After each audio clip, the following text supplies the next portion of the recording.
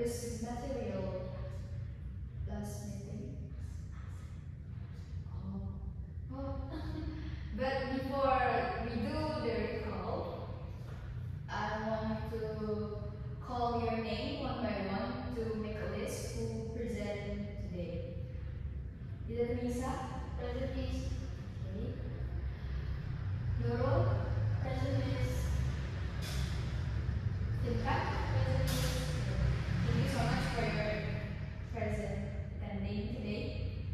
So, who still remember last meeting we learned about what? Me. Sakan? In last meeting, we learned about instruction. Okay. There are explicit and implicit, but I don't remember the definitions. Okay. Let's explain a little bit about our previous meeting. Okay. So last week we learned about instruction, right? Yes. And there's two instructions. First is explicit and implicit. Explicit, it's about instruction that are shown directly and not hidden. Like we learn grammar, like when the object is we, she, it, we put S on the verb. But when she, it, when the object is she, it, we put S after the verb. But when the object is I, you, they, we, the verb is just like no additional. But implicit is like when we talk like this, and there's no force or no intentionality when we learn about the target language. That's just a reminder for the previous meeting. Yes. So today we will learn about psycholinguistic and linguistic aspect on internal language.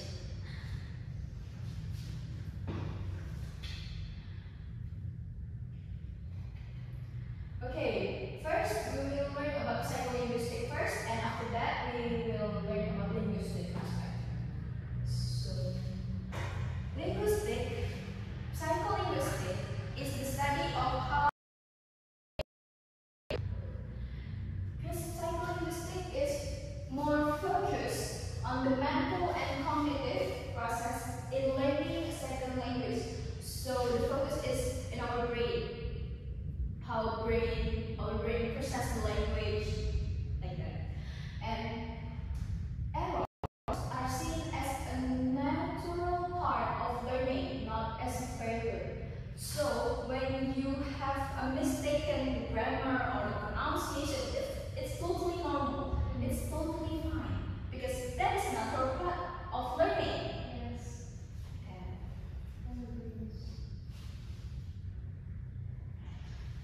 Next, we will learn about 9 main psycholinguistic process. There's 3. First is transfer, second is overgeneralization, and the third is fossilization. Transfer is using L1 or our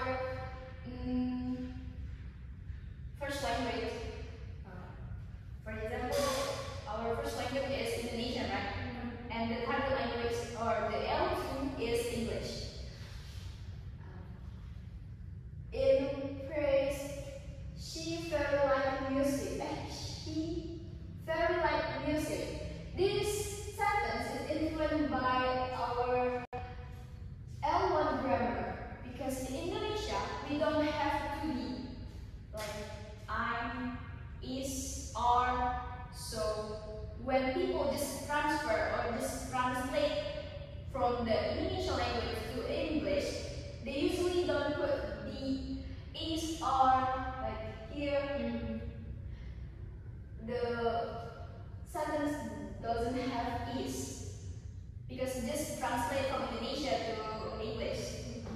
And second is overgeneralization. What is overgeneralization? Overgeneralization is applying one rule in every case.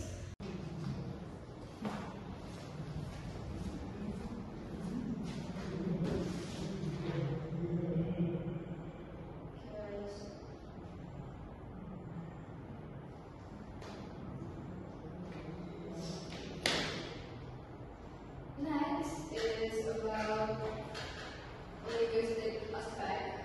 So the definition of linguistic aspect is the various features and components of language that influence how it is acquired, processed, and used by speakers.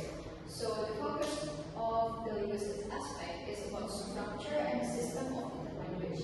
And language is rule-based and can be studied like a real language. And also shows patterns in pronouncing, grammar, and meaning. So linguistic aspect is, or in the language is not, can be happen in grammar but also in pronunciation and meaning. So there are 4 areas, of linguistic aspects. First is phonology, morphology, syntax, and semantic. I'm sorry guys. So phonology is about pronouncing that influenced by the native language. For us is the Indonesian, like pronoun H, the alphabet H on word 3 and 3. And morphology is missing and names. I have said before, the object he is changed to verb also, that make, go, to those. And syntax is missing because our Indonesian language don't have to be. When we say aku senang, just aku senang. But in English, they have to be, that have to input on the sentence. Right? So people say I'm happy instead of I'm happy. And semantics is raw word meaning, that we usually say I'm boring instead of I'm bored. But the correct grammar is I'm bored. Next is the connection between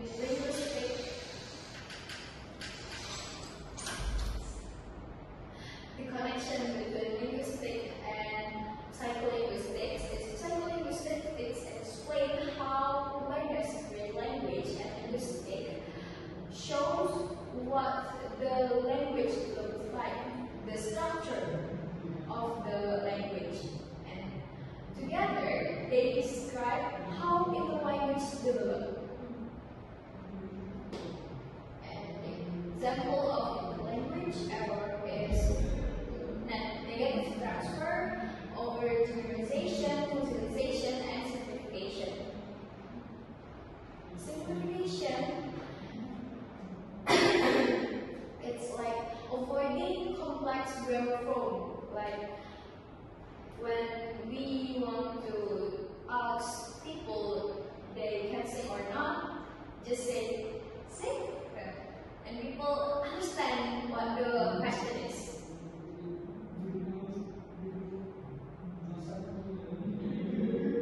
I want you guys to make a group and discussing about word.